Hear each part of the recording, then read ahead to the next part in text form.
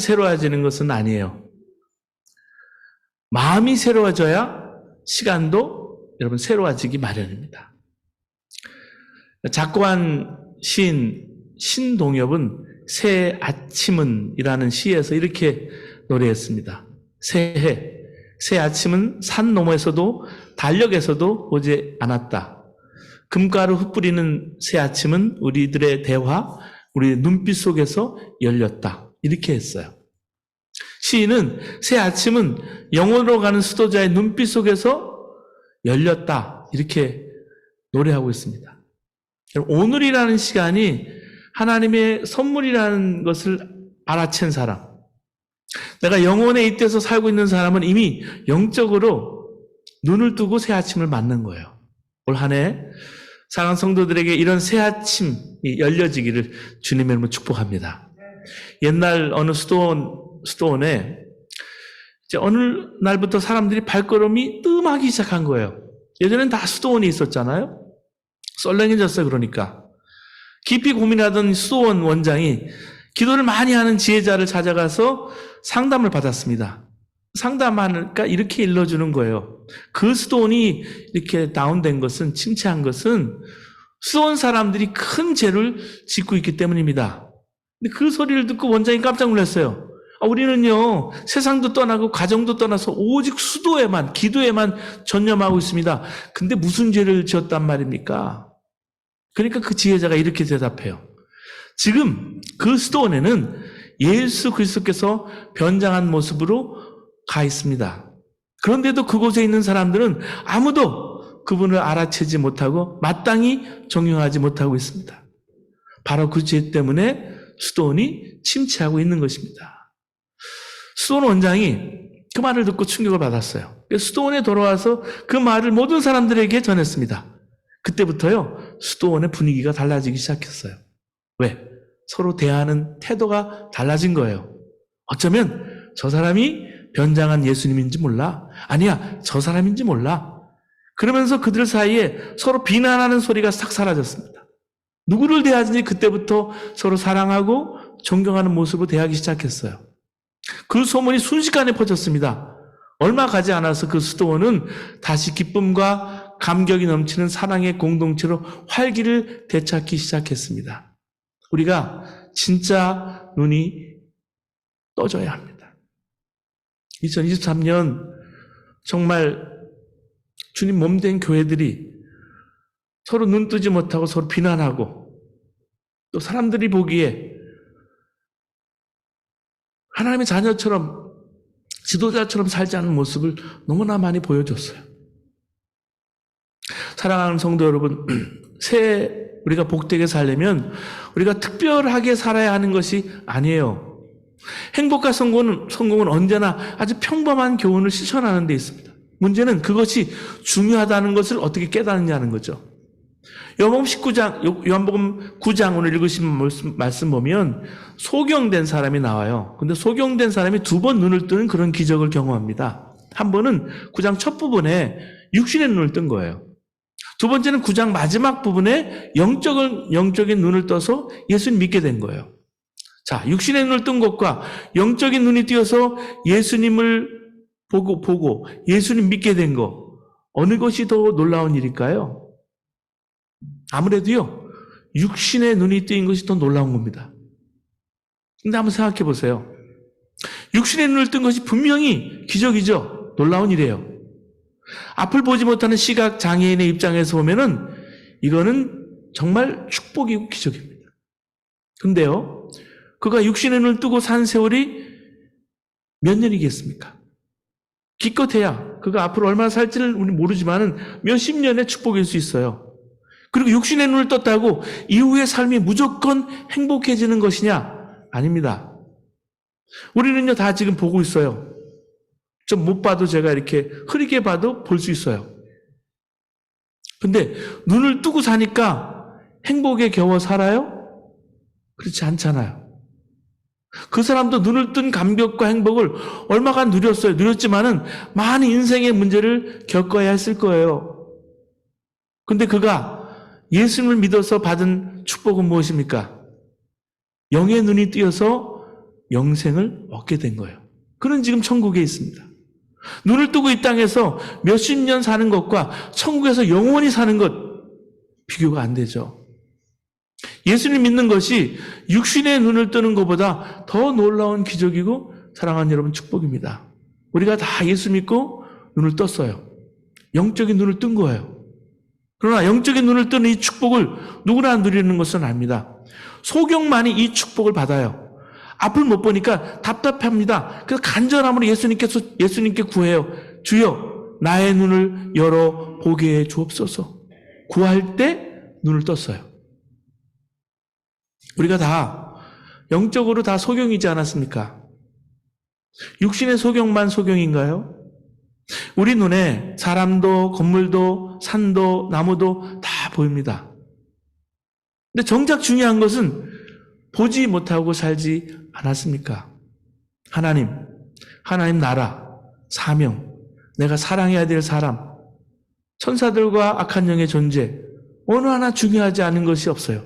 그러나 그것이 육신의 눈을 떴다고 결국 볼 수 있는 것일까요? 육신의 눈과는 여러분 무관한 거예요. 우리가 100m 앞은 볼 수 있어요. 보지만 5분의 1, 5분 후의 1, 1시간 뒤의 일은 우리가 못 봐요. 어느 게 중요할까요? 이렇게 내가 영적으로 소경이구나 깨달은 자가 영적인 눈을 뜨게 돼요. 그래서 예수님께서 말씀하셨어요. 내가 심판하러 이 세상에 왔으니 보지 못하는 자들은 보게 하고 보는 자들은 소경되게 하려 하심이라. 바리새인들이 이 말을 듣고 발끈했어요. 아니 그러면 우리가 소경이란 말이야? 바리새인들은 자기들이 소경이라는 생각은 꿈에도 가지지 못했습니다. 육신의 눈은 유난히 밝아서 다 보는 것 같이 보였기 때문에. 근데 그들은 영적인 소경이었습니다. 그들이 영적으로 소경이라는 가장 큰 증거가 뭐냐면 예수님을 알아보지 못한 거예요. 자기들이 죄 중에 나은 자라고 정죄했던 나면서부터 소경된 사람도 결국은 예수님 만났어요. 만났을 때 구주로 예수님을 믿었고요. 예수님 육신으로 보지 못한 우리도 지금 예수를 믿고 있어요. 근데 바리새인들은 예수님을 정말 생생하게 라이브로 보고도 못 봤으니까. 소경이 아니고 뭐예요? 그때 예수님께서 말씀하셨습니다. 너희가 소경되었다면 죄가 없으려니와 본다고 하니 너희 죄가 그저 있느니라. 바리새인들이 우리가 무엇을 바로 쳐다볼 수 있겠습니까? 했다면 어떻게 해야 바라볼 수 있겠습니까? 했다면 그들이 잘못 본 것도 사함을 받을 길도 결국은 있을 수 있었겠어요. 끝까지 자기들이 나는 본다. 그러니까 성경에는 죄인이라는 거예요. 여러분 우리가 오늘 한 해 살아갑니다. 그런데 본다라는 것 여러분 조심해야 합니다. 우리가 사실은 보지 못하는 자임을 명심해야 합니다. 여러분 제자들은 나면서 소경된 사람이 죄인이라고 단정을 했어요. 여러분 그렇잖아요? 문제는 누구 죄 때문인가 하는 거예요. 여러분 누군가 우리 아이를 발달장애나 죄송해요. 핸디캡으로 날 수 있어요. 근데 그러면 그 아이가 그렇게 된 것이 조상의 죄 때문이에요? 자기 죄냐? 부모의 죄냐만 따졌어요. 그 당시도. 여러분 이단들이요. 결국은 그 조상 죄 때문에 문제 삼아서 예수 믿는 사람들 미혹하게 하는 경우도 굉장히 많아요. 이것 때문에 예수님이 안타까웠던 거예요. 그 말은 자기들은 죄인이 아니라는 거예요. 자기에게는 그런 불행한 일이 일어나지 않았기 때문에 자기들은 죄인이 아닌 거예요. 나면서 소경된 자를 보면서 그 사람만 불쌍한 줄 알았지 자신도 불쌍하다는 거 알지 못하고요. 그 사람에게만 큰 문제가 되는 줄 알았지 자기도 죄인임을 보지 못하는 더 큰 소경이었습니다. 왜? 자기 눈에 보이는 대로 보았기 때문에. 여러분 우리도 어떤 사람이 큰 불행이 닥치면 저 사람 저럴 줄 알았어. 기도도 하지 않고 속회도 빠지고 11조도 안 되더니 내 저럴 줄 알았어. 쉽게 판단합니다. 이 말은 뭐예요? 자기는 괜찮다는 말이에요. 이게 무서운 거예요. 오래전에 부산의 어느 목사님이 갑작스레 세상을 떠났습니다. 그래서 갑자기 후임을 구하느라고 그 교회가 바빠진 적이 있어요. 부산의 오래된 교회예요. 이분이 신방 갔다 오시다가 차 안에서 갑자기 심장마비가 생긴 거예요. 돌아가셨어요. 근데 알고 보니까 오래전부터 이 목사님이 심장병을 앓고 계셨습니다. 교인들은 아무도 몰랐던 거예요. 돌아가신 후에 알았어요. 왜 그랬을까요? 교인들에게 감추신 거예요. 목사가 아프면 은혜스럽지 못하다고 여길까 두려우셨던 것입니다. 너무나 가슴 아픈 일이에요. 우리가요, 서로서로 깊이 볼 줄 모르고 겉만 보고 판단하니까 어려운 일이 생겨도 기도 부탁도 마음대로 못할 때가 많아요. 왜? 저 사람이 나를 어떻게 볼까봐. 판단받는 것이 두렵기 때문입니다. 사랑하는 성도 여러분, 새해에는 그렇기 때문에 나는 소경이다.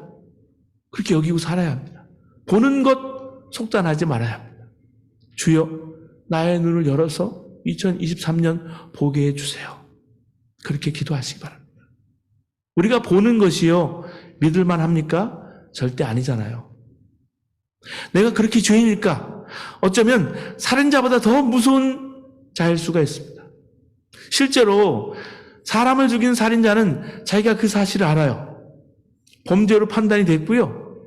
그리고 미디어에서도 그렇게 얘기하고요. 그리고 그렇게 대가를 치러야 돼요. 근데요, 살인해 놓고도 자기가 그 사실을 모르는 사람이 있다면 더 나쁜 사람이 아닐까요? 우리는 말로 사람을 죽일 수 있음을 모릅니다. 모르고 살아요. 죽을 병을 들게 만들 수 있음을 모르고 남에게 함부로 말해요. 그런 경우를 저는 많이 봤어요. 믿는다는 많은 분들이. 리더라는 목사님들이. 한 여학생이 자살했습니다. 넌 왜 이렇게 못생겼니? 농담을 들었던 거예요. 근데 이 여학생은 그 말을 농담으로 넘길 수 없는 마음을 가진 사람이었습니다. 교회를 나면서도 고개를 못 들고 지냈습니다. 남에게 혐오감을 줄까 봐. 그러다가 자살을 했어요. 누가 그 말 했는지는 몰라요. 그 사람도 자기가 그렇게 했다는 것을 모릅니다. 그래서 더 심각한 거예요. 사랑하는 여러분, 우리는 사랑하는 사람들에게 말로 죽이며 삽니다. 상처 주며 삽니다. 부모가 자녀에게, 자녀가 부모에게 피가 나도록 상처를 입혔다면 눈물 흘리며 마음 아파할 거예요. 그러나 말로 준 상처는 대수롭지 않게 그냥 넘어가요. 왜? 보이지 않기 때문에. 사랑하는 성도 여러분, 가치 같은 사람은 보이십니까? 문제 많은 사람이 보이세요? 그때 내가 보았다 하지 말아야 합니다. 문제가 있고 잘못이 있으니까 그렇게 보이지만 주여, 나는 소경이오니 나로 진실을 보게 해 주옵소서. 기도해야 합니다. 그때야 보이는 게 있어요. 그게 진짜입니다. 내가 절망을 당했을 때 역시 내가 본다 하지 말아야 합니다. 주여, 나는 소경이오니 나를 보게 해 주옵소서. 기도해야 합니다. 그때 보이는 것이 반드시 있어요. 그러면 그렇게 보면 살아요. 히브리서 12장 1절에 우리에게 구름같이 둘러싼 허다한 증인들이 있으니 응원부대가 있다는 말씀이에요. 엘리사의 정말 종처럼 천군 천사가 그 많은 천군 천마가 보였어요. 그걸 보고 형편을 판단한 거예요. 혼자 있어서 여러분 외롭고 힘들 때가 분명히 있을 것입니다. 그때 나는 혼자다 하고 탄식하지 말고 주께 매달려 볼 것을 내가 하나님이 나의 아버지시고 오늘 말씀 전하신 우리 닥터서 말씀처럼 나를 고아처럼 버려두지 않는다 그랬어요. 보여달라고, 길 열어달라고, 문 열어달라고 기도하셔야 합니다. 도마가 십자가 예수님 보고 낙심해서 부활의 주님을 믿지 못했을 때 부활의 주님께서 나타나 주셨어요. 그리고 말씀하셨습니다. 내가 본고로 믿느냐? 보지 못하고 믿는 자는 복되도다. 인생의 의미를 잃어서 방황할 때도 주여 보게 해주세요. 보여주옵소서. 기도해야 합니다. 반모섬의 늙은 요한에게 하나님께서 주의 재림을 보여주면서 요한계시록을 결국 쓰게 하셨잖아요. 어떤 처지에서도 우리에게는 사명이 있습니다. 사명이 있는 사람은요, 죽지 않아요. 눈을 뜨고 보면 산다라는 것이요, 신비한 거예요. 눈 하나 뜨지 못해서 우리는 지옥을 만들면서 삽니다. 어떻게 눈을 뜰 수 있을까요? 물론 주님을 만나야 합니다. 2023년 여러분 주님 만나는 체험이 여러분과 저에게 있게 되기를 바랍니다. 주님을 만나서 주님의 마음을 얻으면 눈은 저절로 열리는 거예요. 주님의 마음, 그것은 세상 모든 온갖 아픔을 참아 외면하지 못하는 그런 마음이에요. 주님 마음으로 일하는 거예요. 그 선교가 크든 작든 섬기는 거예요. 여러분 심청가 아시죠?